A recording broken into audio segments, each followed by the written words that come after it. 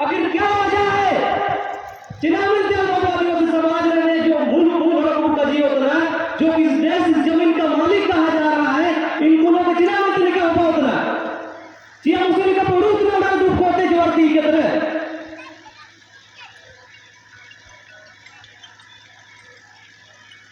जिस दिन इस देश से जमीन आदिवासियों से छीन के खत्म कर दिया जाएगा, उसी स्वतः इस देश में आदिवासी खत्म हो जाएगा। हमने होते रहे जो काजी हरका में ये जमीन लूटने का जो तरीका है ना, ये अभी से नहीं, ये सदियों से होते आ रहा है, पीढ़ी दर पीढ़ी। और पीढ़ी दर पीढ़ी हमारे आदिवासियों ने अपना खून बहाकर, अपना संघर्ष और अपना बलिदानी कुर्बानी देकर आज जो आपके पास में 1 एकड़ जमीन है, ये आपको कोई नेता या कोई भगवान ने नहीं दिया।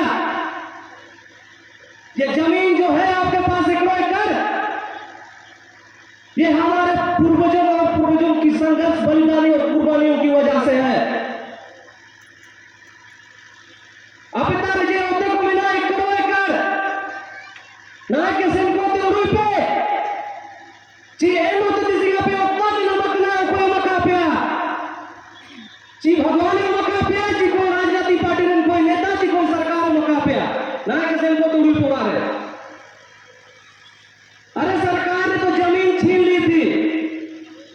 मुगल साम्राज्य की बात किया जाए या ब्रिटिश हुकूमत की, चाहे शेष साहूकारों की बात किया जाए या जमींदारी प्रथा के टाइम में जमीन माफियाओं की, बारी बारी से किसी न किसी तरह से आदिवासियों को जमीन छीनने का जो काम है, सदियों से आज तक यही रिवाज चलते आ रहा है। कारण यही है कि आदिवासी मूर्तों की तरह सो रहा है। कोई अकल को लेकर पता ही इतना वो आदिवासी को अनिल का जिला कि सबसे ज्यादा आज देखा जाए आदिवासी समाज में तो जानवरों की जिंदगी जी रहा है। जिस तरह जानवर सिर्फ अपने बच्चे और अपने लिए पेट भरने के लिए जो जीता है, ठीक उसी तरह आप भी एक इंसान होने के नाते फिर क्या पता है आपको, आप इंसान है तो इंसान की तरह जियो। मैं तभी भी कहा आप लोगों से बहुत दुकुरिया खरीदना आज होना तो नहीं करने पे जी। आप किसी भी राजनीति पार्टी का किसी भी नेता को बना दो, चाहे वो किसी भी सरकार की हो, चाहे बीजेपी हो, कांग्रेस हो, जेएमएम हो, चाहे कोई भी हो, आज तक कहीं जमीन लूटा जाता है तो क्यों होता है उन लोग आपका जमीन बचाने? नहीं। ओपन राजनीति पार्टी ना संतन मारे हिजूक ना होते बचाव जाता रहा या कमता रहे हिजूक ना। कोई राजनीति पार्टी आपका जमीन बचाने नहीं आएगा। अगर जमीन बचेगी तो आपको सामाजिक रूप से समझदार और ईमानदार होकर एकता होकर लड़ना होगा। कारण पक्का में ना आले नेता किसी ने दुनू जन जुगाव कदा जाके विधायक संसद भाई या पार्टी का नेतृत्व रखा बात ना अब किसी के नेता बहुत हर कोई युवा का लड़को नहीं को भाषणबाजी और बकादन को बहुत लोगों को अपने आप में बुद्धिजीवियों को मिले मंच ने देखो देखो पचिया कि ये संविधान में आदिवासियों के लिए यह प्रावधान है, सीएनटी एक्ट की धारा ये कहता है, पेशा एक्ट ये कहता है। और तो कहता है तो भाई आप इतने जानकार हो तो आगे हो उस धरातल पे क्यों नहीं करते हो? भाषण देने से काम नहीं चलेगा। बहुत लोगों को मिल जाओ तरह कुछ का पे होगे तो क्यों बुलाएंगे उसको? आपको भाषण देने वाला का जरूरत ही नहीं है। आज देश में इस तरह से आदिवासियों के साथ जो निंदनीय घटनाएं दिनों ब दिन पीढ़ी दर पीढ़ी जो होते आ रही है घटना, आप मणिपुर में देखिए एक आदिवासी महिला को नंगा करके किस तरह घुमाया गया। मणिपुर पे मियान आदिवासी कुड़ी के चिल्का इन्हीं लंगटा कहते इन्हीं लोग गलत कमी कहते और को बीच को घुमाव किया। मध्य प्रदेश पे मियान आदिवासी औरों को भोवाती को ढुकी किया, सर से पेशाब किया। आज देखो आज आपके जो समाज हमारे आदिवासी समाज में जो महिलाएं हैं जो बहनें हैं कहीं रोड में चलती है तो लोग जो असामाजिक तत्वों के लोग ये कहते हैं, उनके मन में ये सोच पैदा होता है कि ये तो आदिवासी महिला है, इनके साथ कुछ भी करो क्योंकि आदिवासी समाज के जो जवान है ये लोग सबके सब गांडू है साले। अगर मणिपुर में इस तरह का हुआ, मध्य प्रदेश में इस तरह का हुआ, अगर यदि कल आपके साथ आपके पास होगा तो उससे लड़ने के लिए आपके पास क्या विचारधारा है, क्या ताकत है? जनाब जी के अपनो सादरंग का बकोर है। अब छत्तीसगढ़ का बात देखिए, पूरा हस्तियों जंगल को पूरा लूट के खत्म कर दिया। अगर यदि आदिवासी कानून का अगर उल्लंघन करे तो कानून विरोधी,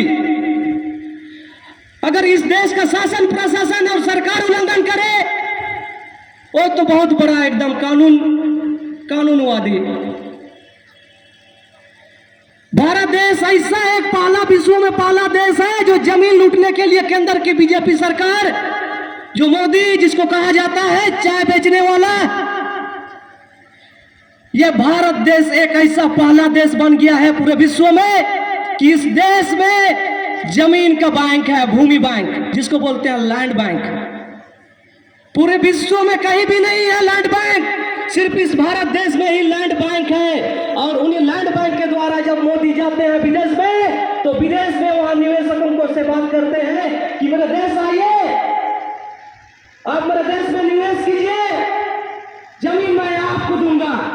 जी मुद्दे होते बिना अजीब मुद्दे होते बिना सुप्रीम कोर्ट रा समता जजमेंट अपना माननीय सबसे ऊंचा सर्वोच्च न्यायालय ने भारत देशों सुप्रीम कोर्ट रा जजमेंट समता जजमेंट तो साफ कर दिया कि केंद्र सरकार का 5वां अनुच्छेद 76 में 1 इंच केंद्र सरकार और राज्य सरकार का 1 इंच जमीन नहीं है। फिर ये जो आपके सामने ये ब्लॉक में जो किसान पाठशाला का जो अलग तरीके से निर्माण किया जा रहा है, ये जो अंचल में बैठे लोग हैं, सरकारी पद में बैठे हुए लोग ये कहते हैं कि ये सरकारी जमीन है। अरे भाई आप जजमेंट के खिलाफ जा रहे हैं, कानून को आप नहीं मान रहे हो, कानून को पति है। अगर हम लोग आदिवासी लोग बात करें तो भाई हम लोग कानून विरोधी हो जाते हैं। अगर वो कानून का उल्लंघन करे वो तो बहुत बड़ा एकदम कानूनवादी हो जाता है। एक तरफ से जमीन के जहां तक बात है, इस देश में कई तत्व असामाजिक तत्व इस जमीन को लूटने के लिए तरह तरह का षड्यंत्र अपना रहा है। जमीन लूटने का जो आज हमारे आदिवासियों के साथ जो जमीन लूटा जा रहा है, हमारे क्षेत्र में कई असामाजिक तत्व जमीन लूटने के लिए तरह तरह का षड्यंत्र रच रहा है। जब मैं रांची में था टिमर कमिटी की मिल समय जो मालिक है लेबर को आधार कार्ड है कोई पे क्यों, जब मैंने पता लगाया तो एक आदिवासी के जमीन एक लेबर का जो आधार कार्ड है उनके नाम से वो रजिस्ट्री करवाने के लिए इस तरह वो आधार कार्ड मांग रहा था। मुझे उतना पता तरह तरह के जमीन रह जो षड्यंत्र रचा उतना नेता रे, कोई कंपट्टी में पिस्तौल सटा के लूट रहा है आपको बोलना है, तो कोई रातों रात दबंगाई करके जमीन लूट रहा है। और सरकार की बात करे तो ये विकास के नाम पर जमीन लूट रहा है। अरे भाई इस भारत देश में जो सरकारी रिपोर्ट के हिसाब से जो आदिवासियों की जनसंख्या है 8%, आप 8% जो आदिवासी है उन्हीं की जमीन पर ही हर चीज की योजना क्यों, और जो 92% है उनके पास भी तो जमीन है, उनकी जमीन पर क्यों नहीं बनती है? चिना नहीं क्या भाई अपना सिर्फ जब भी जाना प्रोग्राम होगा जाना उद्योग लगाओ बिना कारखाना भाई बिना विकास तुमते जो सिर्फ आदिवासी को होते हैं चिना मिलते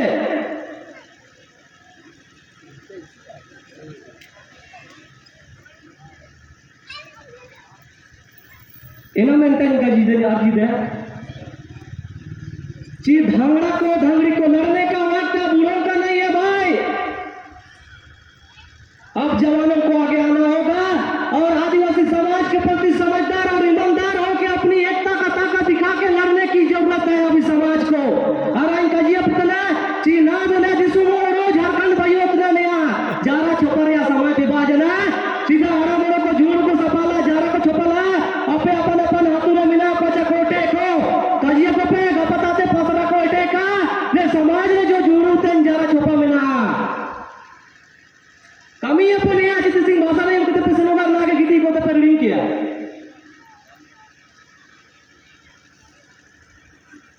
एक हिसाब से देखा जाए तो पूरे भारतवर्ष में सिविल वार चालू है।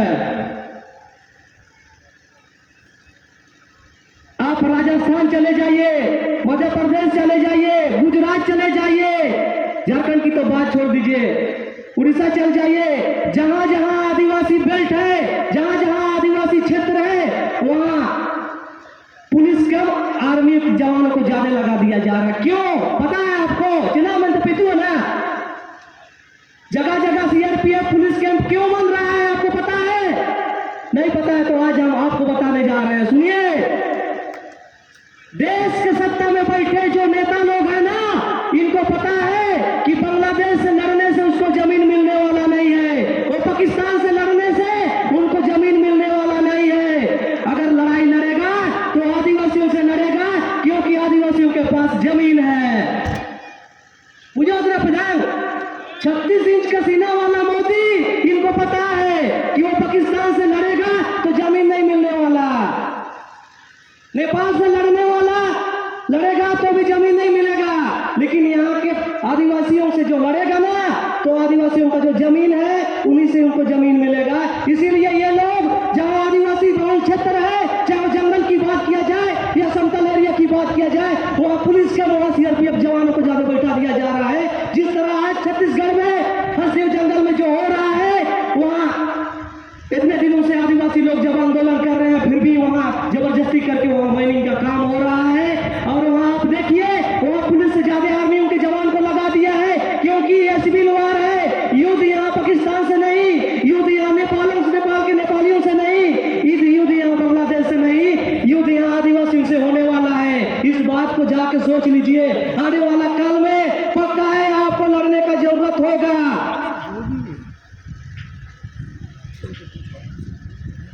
दिमाग में जाके एकदम बैठा लीजिएगा।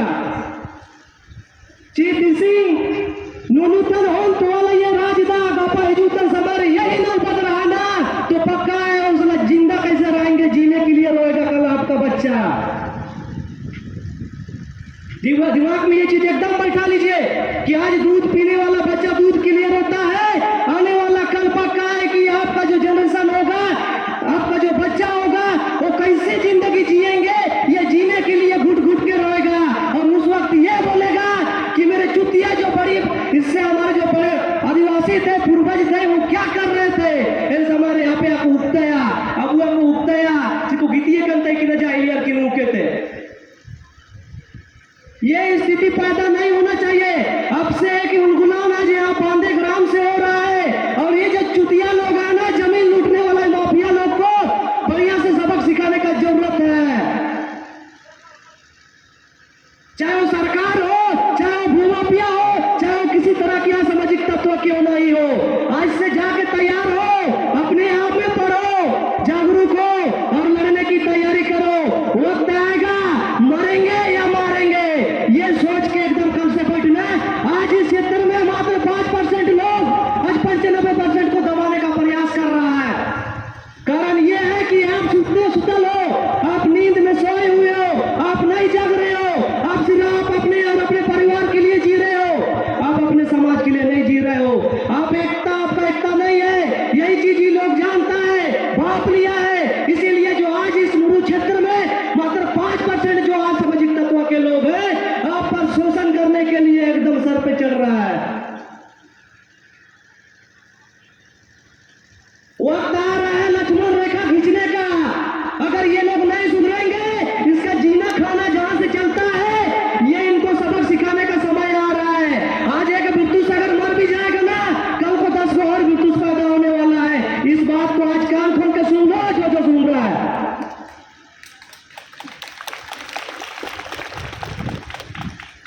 जब सीएनटी एक्ट संशोधनों का समारोह पे ठोर देता, जब साइकोरे गोलीकांड हो बोले ना, ठोरना प्रधान, उस दिन हुआ क्या? बड़ा बड़ा नेता इसलिए हम लोग नहीं बुलाए आज, क्योंकि भाषण देने वाला नेता नहीं चाहिए हम लोग को लड़ने वाला नेता चाहिए। उस वक्त भी वही हुआ, जब गोलीकांड हुआ, रातों रात हमने लोगों को इकट्ठा किया, फोन किया, इधर से उधर घुमा, जब ले जमा जना को सूचना जना, जब धारा 144 का डंडा बोतों के को इन होड़ों को गया कुछ सबसे ज्यादा बुद्धिजीवी को पाई गिदा। लेकिन एक बिरतुस था जिसके अगुवाई में धारा 144 क्या 244 लगा के वहां धारा 144 का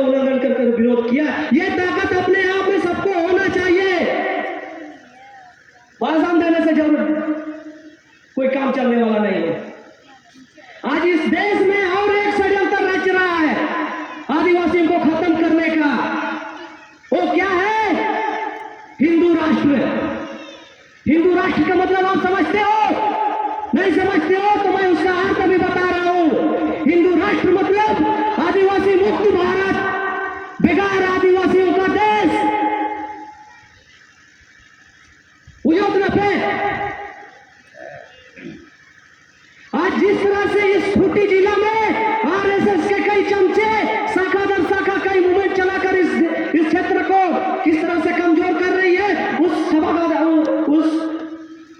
उसमें आपके समाज के लोग भी कुछ जुड़े हुए हैं। उनको चिन्हित करो और उनको समझाने का प्रयास करो।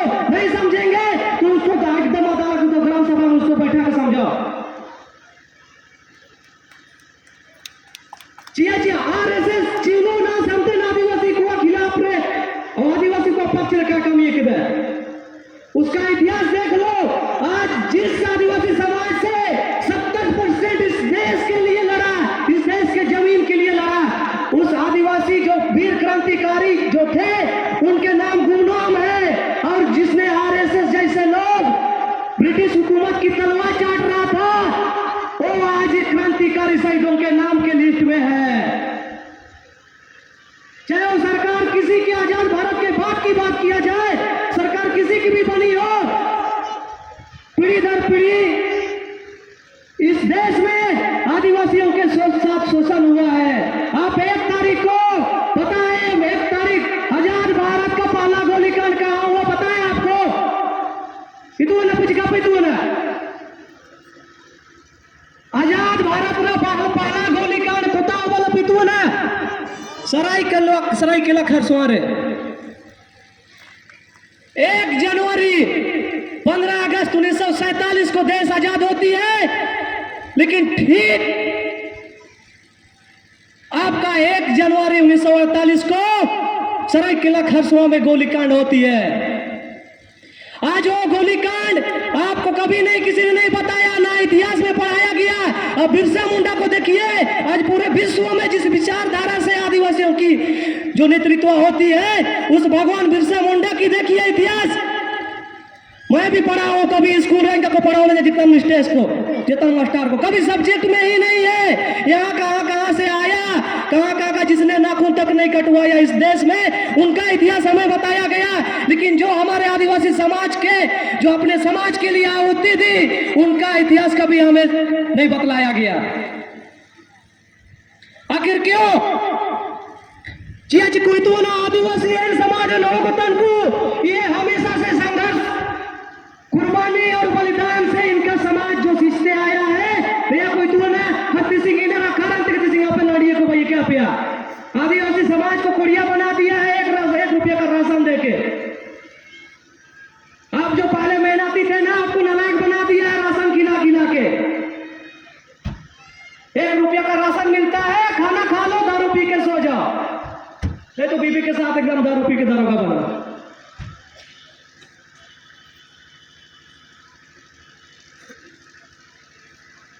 आज आप जितना कि आज यहां से जाइए और अपने गांव में जितना भी युवा वर्ग के लोग हैं, गीतीओड़ा अड्डे पे, दूधजर अड्डे पे, जापागार पे, पलानी पे, कि अगर आने वाला जनरेशन कल को अगर जीने के लिए रोएगा तो उसको बचाने के लिए हमें क्या प्लानिंग करनी चाहिए, ये प्लानिंग अभी शुरू करो।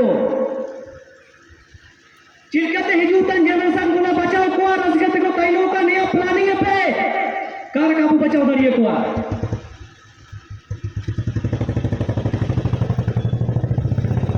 बहुत दुकुरिया का जी आपे जब नेता रहे होते को रे क्या होता है कि नहीं।